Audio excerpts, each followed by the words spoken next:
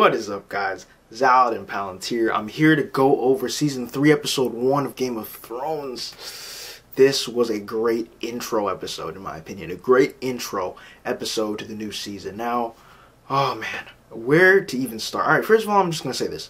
I'm caught up with the books for Game of Thrones, so I already know pretty much what's going to happen. And I'm going to point out some things that happened in the books that didn't happen in the episode and stuff like that. But hey, no spoilers. This is going to be spoiler free, so you can be happy about that. All right, to start off this this episode, we saw Samuel Tarly. Samuel Tarly running from the White Walkers. He's running. He just hauls ass because we know that he is scared shitless because at the end of last season, what happened was he was confronted by White Walkers. So what he does, he hauls his fat ass all the way back to wherever, like, civilization with the other members of the Night's Watch.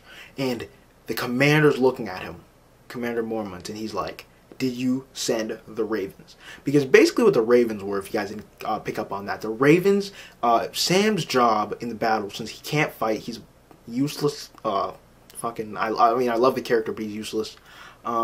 He was supposed to send out the Ravens, so everyone would know the events that happened. So basically everyone in the camp would know that they got attacked by White Walkers. And in this scene we get a nice visual of a corpse holding its own head. This is terrifying, freaking great, great effects. Oh my goodness. So this scene was amazing. And oh my goodness, yes. So Sam didn't send out the Ravens. Everybody's pissed at Sam. That's that part. That was the part with Sam. Then we go to Jon. We know now that Jon has been captured by the wildlings. Captured after he killed Qohor and Halfhand. Now, what we should know about this is Jon is now trying to stay alive. He's trying to say whatever he can possibly say in order to keep his own life. Because we know that if the wildlings... The reason that Jon killed Halfhand was because if he didn't kill Halfhand, him and Halfhand got captured. If he did not kill Halfhand, he would have been looked at as just another man of the Night's Watch. And they would have just killed him just like that, just in a second.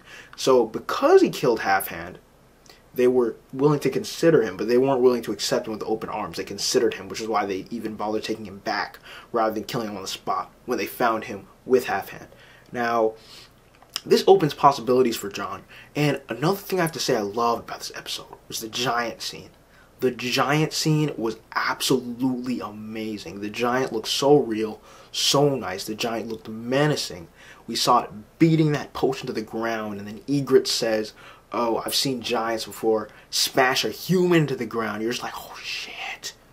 Oh my god. And then Jon looks at the giant, he's scared shit. He pissed his pants, and then he ran away like a little bitch. Alright, but that's besides the point. But damn, the giant scene was great. And anyways, we see Jon go into the tent of Mance Rayder. Now, something I'd like to say, this is one of the examples of scenes that was a lot better in the book. Because in the book, we were introduced to characters such as Tormund Giantsbane, Lord of Bones. Lord of Bones was in the episode too, but Tormund Giantsbane was one of the monumental characters that was hilarious in the book that wasn't really given much shine in the actual TV series. So, you know, hey, but that adaptation is still amazing. We were introduced to Mance Rayder. We had some very good trade of dialogue between Jon Snow and Mance Rayder. It was amazing dialogue. We revealed that apparently Ygritte's in love with Jon. They have to speed up that train because they have to make people catch on, you know, that Ygritte and Jon are going to have an affair in the future probably. They showed Jon trying to kneel to Mance Rayder. Kneel. And he was laughed at by the wildlings. See, the wildlings don't kneel to anybody. They're a wild free race. They don't listen to no shit. They pretty much act independently with loose, they follow like loose rules, not really rules, but you know, regulations set by their leader, which is Mance Rayder. And it's also revealed that Mance Rayder was actually in the Night's Watch at some point, and he was a traitor. So he's a traitor just like Jon Snow is a traitor. So I mean, this trade of dialogue, basically, the main thing to get from the scene with Mance Rayder and Jon Snow is that Jon Snow was trying to say what he has to say to stay alive. Because the slightest slip of the tongue, the slightest disrespect, any of that bullshit, they're just going to slit Jon's throat right there. And that was the main gist of this part of the episode. absolutely amazing how they captured it on film. The emotion, everything was just spot on. I loved the scene. I love the trait of dialogue. Hey, a sign of a good series is you can love a scene with no action just because the dialogue was so fucking amazing. This next scene, Tyrion gets cock-blocked. Bronn gets cock-blocked by Tyrion. Holy shit. So Bronn was in the room about to get on with the girl, that random ass girl that he was about to just, oh man, he's like, I want to get in your pants. She's like, you gotta take it off. He reaches for her and she's like, no, with your mouth, and all that good shit. But Tyrion sends a guard in to fetch Bronn, and Bronn's like, I'm gonna kill you. Get the fuck out or I'm gonna kill you. And he's like, no, I've been sent by Tyrion. It's a matter of life and death. He's like, take 10 steps back, get out of this building, and then take 10 more steps back. And he's like, no, Tyrion really needs you. So Bronn gets up, he goes over to Tyrion, who apparently needs protection because of life or death. And then we go over to Tyrion. Now, a bit of a differentiation between the book and the actual series is in the book, Tyrion's face is grotesque after it got slashed, and he's like literally missing half his nose and all that stuff in the series, in the book. But in the actual TV series, it's just a small cut. It's really not that much. But Tyrion is in his room, and Cersei comes to talk to him. Oh my God, Cersei's a bitch, but she comes to talk to him. Now, nothing really too significant happened. It was a nice exchange of dialogue, but this was pretty much the point we're supposed to get. That shit is getting tense between Tyrion and Cersei. Things are getting really tense, and they really don't like each other. But as we've seen a lot in this series, even when people don't like each other, they don't come right and say it. They kind of beat around the bush and talk to each other in really witty banter and dialogue, and that really comes into play in this episode. So basically, we see Bronn coming to, because there are 2 armed guards outside. So Bronn approaches, and he's about to draw his sword on the guards because he thinks that Tyrion's really gonna die. So he's about to draw his sword, and then Cersei leaves, and Tyrion and Tyrion basically explains to Bronn that right now he needs his help more than ever for protection because people are just out to get Tyrion. And a good theme of this episode are things everywhere are supposed to be really tense. Again, nothing really happened monumentally this episode, but it was basically a setup, resolving everything that happened at the end of last season. So it's really good. At this point in the episode, we are at Davos, who has just washed up on an island after the Battle of Blackwater last season. So Davos is on this island trying to wave for help, and a small ship, like a little rowboat, comes to rescue him. And this rowboat basically asks, which king do you serve? Because Davos, when the ship rolls up, he's like, oh, I'm a general. I serve on the Blackwater. I fought the Blackwater. Brave knight, blah, blah, blah. It's like, who do you serve? You realize that if Davos had given the wrong answer, let's say this boat was from King's Landing instead of from Dragonstone, Davos would have he would have got the axe right there. Because he was weak, he was thirsty, hungry, he had nothing, and he was just there, okay? So, but basically, in the end, he gets rescued. Davos is now safe, and he's brought to Salladhor Saan. Salladhor Saan basically tells Davos that he's done. Salladhor Saan does not want anything to do with Stannis anymore, anything to do with the wars anymore. He's absolutely done. That's the purpose of that scene. So my boy Salladhor Saan is out for now. So after this, we go to Stannis. Now Stannis, his cause, in my opinion, is a lost cause, because he didn't bring Melisandre to the Blackwater. Whether or not Melisandre could have actually done anything, we don't really know. But she said that, oh, if you guys brought me along, if you hadn't listened to Davos, and you actually brought me along to the Blackwater, you guys would have won the fight. You guys would not have been murked by that wildfire that was summoned. So that was definitely interesting. So Davos goes to Stannis. Stannis is like, oh, I thought you were dead, all that jazz. And Melisandre then goes over to Davos and starts like provoking him, saying, oh, your son died. There is no death. She says there's no death as pure as death by fire. And at that, Davos explodes. He gets mad. He pulls out his knife. The guards take him away, and basically Stannis says, Davos, you're on the dungeon. Davos is gone. Davos is now, he's not wanted. He's a prisoner. He's now a prisoner of Dragonstone. Davos. the Onion Knights. So that's pretty interesting. Next, what happened had to do with Tyrion. The fact that Tyrion is pretty much hatching a scheme, or whatever the hell you want to call it right now. He's not really hatching a scheme, but he goes to Tywin. Now, Tywin is just permanently, oh man, Tywin, I love his character. He's so stern. He says what he needs to say, does what he needs to do. He's a kind of get down to business type of guy. So when Tyrion goes in, he starts just hitting Tywin with all this smart talk, his witty little banter that Tyrion likes to dish out. Tywin just like, enough. What do you want? What Tyrion came for. Tyrion wants love. Tyrion wants his inheritance. He's supposed to inherit the Casterly Rock, which is the Lannister castle. That's what he wants. Because as you should know, Tyrion has two older siblings. Tyrion has Jaime and Cersei. Now, Jaime's in the Kingsguard. They cannot take any wives. They cannot have any women. They can't have sex, and they cannot own any land or have any children, etc. So he is out of the running for inheriting Casterly Rock.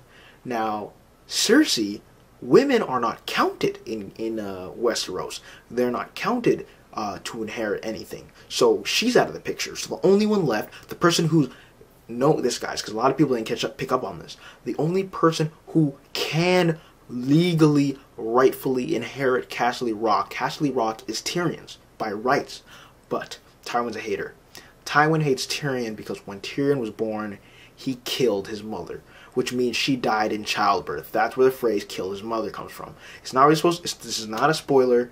This is just what it is, and a lot of people didn't pick up on it. But he killed his mother, meaning his mother died in childbirth. So that is really, really why Tywin hates him. He calls him an imp, scheming, conniving little imp.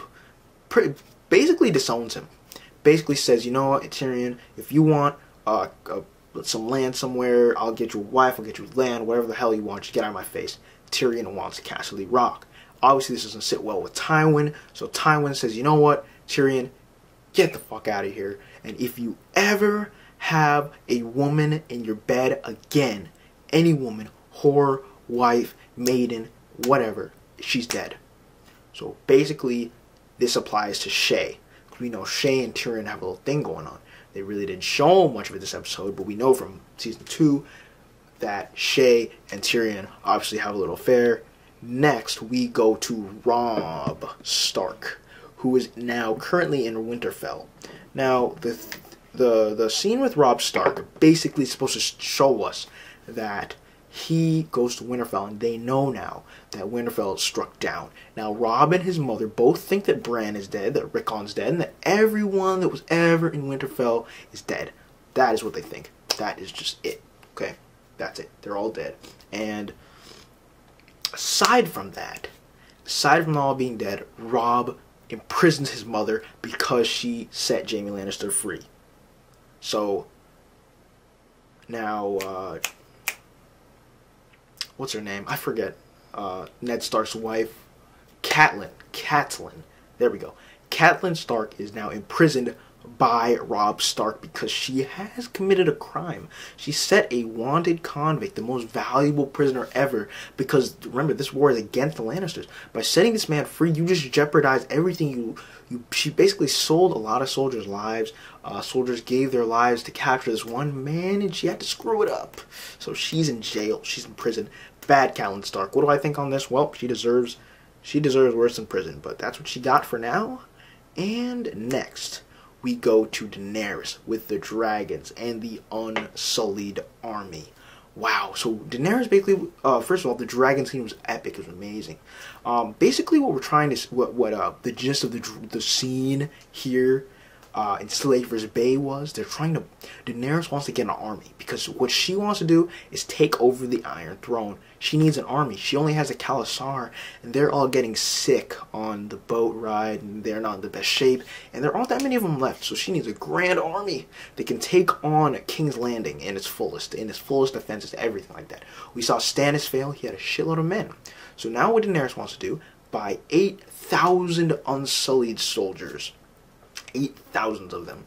Now, what these Unsullied soldiers are, they're soldiers that can feel no pain, fearless. They're not even men at this point. They are just amazing killing machines. They're training. For their training, they had to kill a newborn baby in front of their mother's eyes.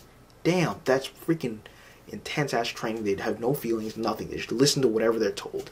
And this is the beauty of these soldiers. To show us how the guy cut, the guy who was selling slaves cut off one of their nipples. I don't know, man, it was on some weird shit.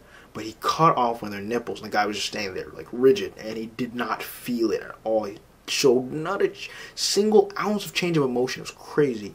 But the scene was definitely funny with the translation, because this guy that was selling them slaves did not speak the same language. So he was saying all this offensive shit, like, tell this Westerosi whore to not fucking talk about the Unsullied like that, and all this stuff like that he was saying. But the translator changed it so it would sound like he was saying nice things, like, oh, your hairs are great, look at our soldiers, we love you guys. Stuff like that. It was a real funny scene. But yeah, she wants to buy 8,000 Unsullied soldiers, which is pretty damn insane. Now, the last scene, one of the other scenes is revolves around Margaery Tyrell.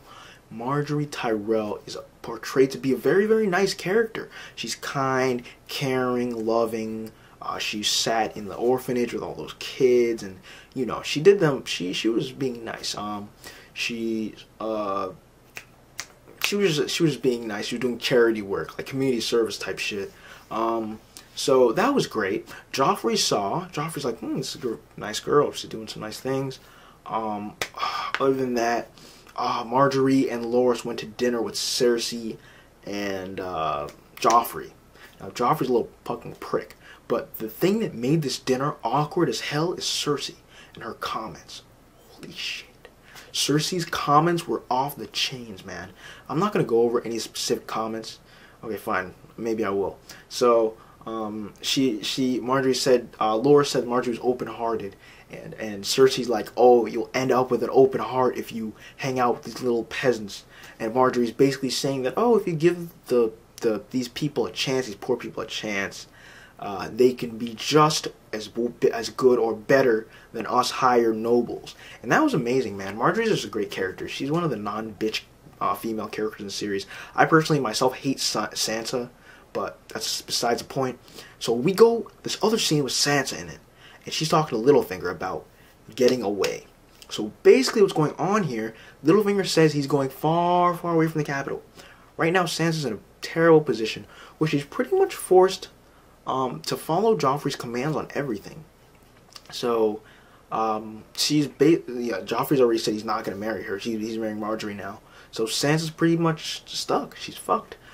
So she's trying to arrange a little thing with Littlefinger where he sails her far away from King's Landing so she doesn't have to deal with Joffrey again. And of course she's going to be in hiding and all that good stuff. So, I mean, hey, that's something to look forward to, seeing what will happen with that. Now, the last scene of this episode with Sir Barristan Selmy. Sir Barristan Selmy, Barristan the Bold. You remember him. If you saw the recap, you remember him. Saw him last season. He got dismissed from the Kingsguard. He was, hell, he's a badass old guy that was very skilled at fighting, all that good stuff. Now he's going to serve Daenerys. The scene was Daenerys saw a little girl holding a ball. It was like a present type of deal. Little girl was like, hey, I got the ball here, I got the ball here. And we see this hooded guy, looks like an assassin with a dagger, sneaking up behind Daenerys. Now we, of course, as viewers think, holy shit, this guy's gonna stab Daenerys. Of course not. The little girl rolls Daenerys the ball, she picks it up, the little girl's like, open it, open it, open it. Daenerys opens it. And the guy comes up behind her and tackles her. The ball flies out of her hand, lands on the floor, a couple feet away, the ball opens. A big-ass scorpion-type creature, a bug, an insect is inside of the ball.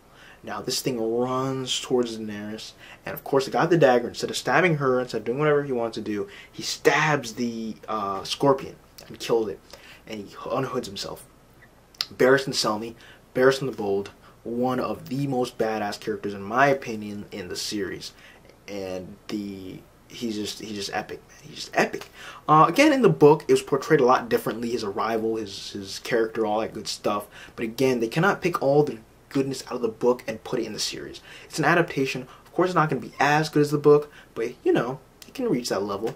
Anyways, guys, Zaladin Palantir, go ahead and like, comment, subscribe. Tell me if you enjoy these reviews. I love Game of Thrones. I would recommend you guys all, when this season is done, go read the books. The books, I'm saying this from a critical point of view, the book for this episode was better than the actual episode, in my opinion, my honest opinion. It included a lot more. Things actually happened in a time. Things took a lot more time. Like a lot of things, this episode took like a scene, and in the book it would have taken like 1 or 2 chapters or like 10, 20 pages to happen. The book's just amazing, guys. Go get all the Song of Ice and Fire books. I'm caught up, but you guys need to catch up too when this season is done. Anyways, Zaladin Palantir, guys. Go ahead, like, comment, subscribe. Peace out, guys.